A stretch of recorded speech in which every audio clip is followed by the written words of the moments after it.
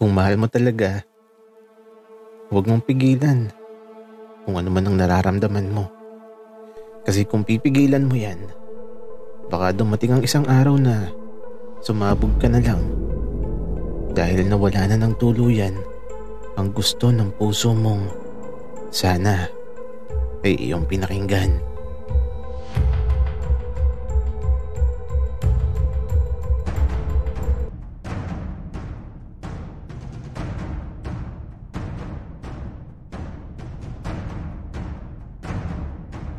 Kaibigan, huwag mong kalimutan mag-subscribe sa aming channel at huwag din kalimutan i-click ang notification bell at subscribe button. Subscribe na!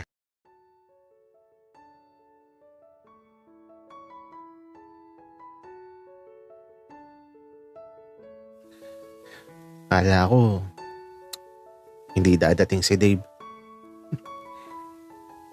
Ipapakita ko pa naman sa kanya kung sino ang nakaraang sinaktan niya. Buti na lang at dumating siya. Kaya eto,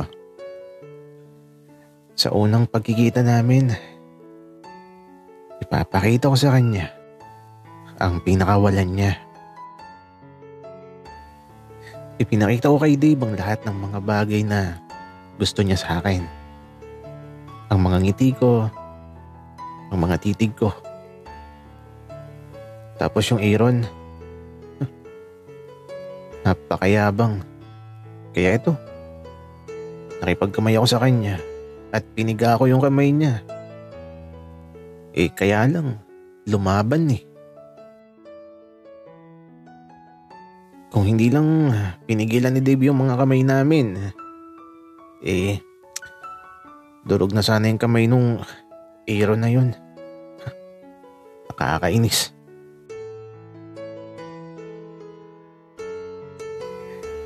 Uy, Ben. Ano? Kamusta? Pinakain mo na ba sila Dave at Aaron? Oo, Maki. Hindi mo ko na sila doon. Ando naman sila tatay at nanay eh. Sila na ang bahala. Okay. Bakit pala hawak mo yung kamay mo, Ben? Ano nangyari sa'yo? Wala lang to, Maki. Okay lang ako. Pero teka, bakit puro amos ka, Maki? May mga uling ka sa muka. Napaka-amos mo eh. Maghilamos ka nga muna.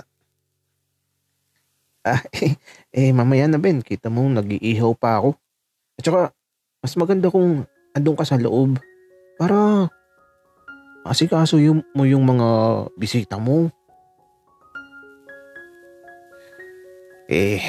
Bakit ba kasi, Maki? Ikaw ang nag-iihaw dyan. Ben, yung nag-iihaw kanina dito. Napasarap ata sa pagtagay. Ayun no, tulog na. Kaya pala. Matagal pa ba yan, Maki? Malapit na tumatapos, Ben. Alam mo, doon ka na sa loob. Kasi pagkatapos kong mag-ihaw dito, papasok na ako doon. Sige, Maki. Bilisan mo dyan.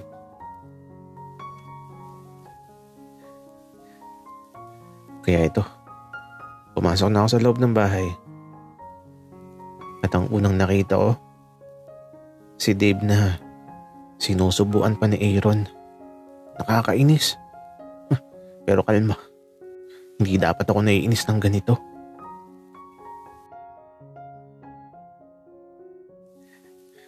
Ben, ikaw napakatagal mong nawala. Saan ka pa galing? Bakit ngayon ka lang nagpakita? Alam mo ba, sayang talaga. Bagay pa naman kayo ni Bunso. Ayan tuloy. Napasa kamay ng iba. Sir William naman eh. Nakaraan na yun. At saka dapat kalimutan na ang nakaraan. Hindi na mahalaga yun. Kasi masaya na din naman ako. Sino bang nagpapasaya sa'yo ngayon, Ben? Sa tanong ni Sir William, wala akong maisip na sagot. Hanggang sa makita ko si Jay na ayun, nakikipagtagayan na. Sir William, ayun po yung kumakanta doon. Okay. Siya pala. Bagay nga kayo kasi parehas kayong magaling kumanta. Alam mo, tara doon at kumanta ka ng isa kasi na-miss ko na yung boses mo, Ben. At ito na nga. Sinaman ako ni Sir William. Naupo kami dito sa tabi ni Jay. Ito ba? Si Sir William ang pumili ng kakantahin ko. Pero bakit naman ganun? Bakit ito ang napili niya? Wala na talaga akong nagawa. Kundi yung kantahin yung pinili niya para sa akin. Hindi ko lang pwedeng iparinig dito kasi makapiright talaga tayo. Kaya ito, habang kinakanta ko, bumabalik sa akin lahat ng mga alaala sa nakaraan ko. Mga nakaraang biglang naging sariwa na tila ba kahapon lang naganap. Mga nakaraang ang hirap kalimutan kasi mahal ko pa rin siya. Kaya ito, matapos kong kantahin yung request ni Sir William, medyo tumahimik sa buong paligid. Ben, okay ka pa? Tanong ni Sir William sa akin. Opo sir, okay na okay ako. Ang saya nga eh. Wika ko naman pagkatapos kong kantahin ang kantang ito.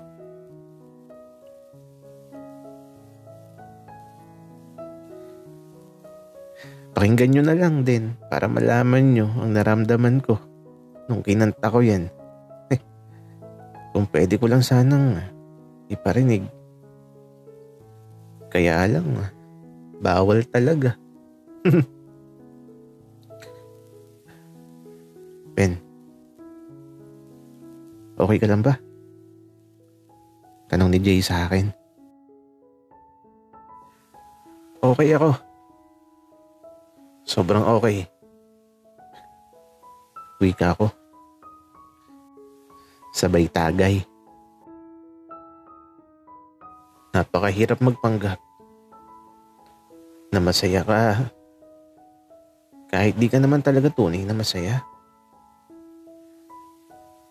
Yung kahit itago mo sa mga ngiti mo yung kalungkutan na nadarama mo. Di naman magsisinungaling ang mga mata mo sa kalungkutang bumabalot sa puso mo. At eto, tapos nang mag-ihaw si Maki. At aba, ako'y tawa ng tawa kasi naman napakaamos ng muka. At eto, papalapit na siya dito. Bit-bit ang cake na may nakatusok na kandila na may sindi. Si Jay naman, kumakanta ng happy birthday sa akin. Kaya paglapit ni Maki, ipinikit ko na kaagad ang mga mata ko. At humiling ako na sana. Teka, ano bang dapat kong hilingin? Wala akong maisip. Dahil sa pagpikit ko ng mga mata ko, mukha ni Dibang nakikita ko. Mga ngiti niya, mga yakap niya, mga nangyari sa nakaraang gusto ko sanang muling madama. Sa pagmulat ko ng mga mata ko, hinipan ko ng kandila. Tapos eto, palakpakan. Gagi, ang saya lang. Pero ano bang hiniling ko? Hiling ba yun?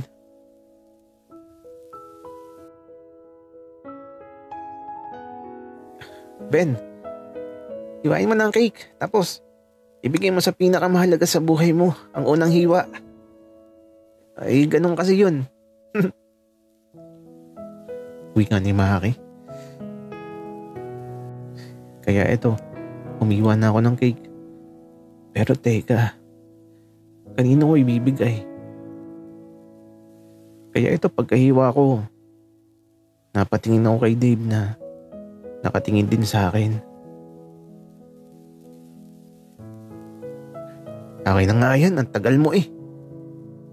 Wika ni Jay na kinuha yung cake na hiniwa ko.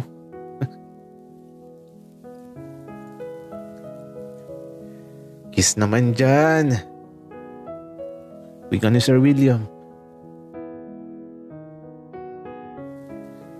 At aba si Jay, parang sira.